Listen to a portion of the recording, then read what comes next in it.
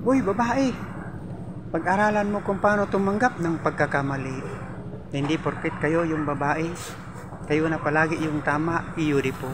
Puro lang naman kayo tamang hinala. Kaya pumapasok sa isip namin ang salitang pagsasawa. Tapos sasabihin nyo, kapag mahal nyo, hindi mo pagsasawaan. Iyo di po ta. Pagod na kaming masaktan. Kami yung nagsusuri. Kahit kayo yung may kasalanan. Kayong mga babae, kapag may kausap na lalaki, kaibigan daw. Pero kapag kaming mga lalaki, may kausap na kaibigan babae, iyo di po, kabit ang tingin. Tapos, kayo pa yung galit. Kayong mga babae, hindi nyo ba naiintindihan yung salitang intindihan? O kailangan ipaintindi ko pa sa inyo na hindi sa lahat ng pagkakataon, kami yung may kasalanan. Dahil nasasaktan din kami nang hindi nyo nalaman.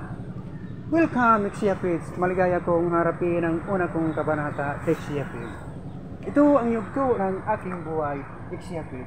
At akin ang kakalimutan ang noon na nagi kong buhay. Mga naunat na uli kong maraming salamat sa inyo mga kaibigan. Salamat sa pag-unawa. Salamat po sa manghang na panonood at pagtangkilik sa The Lobster Secret Lobby.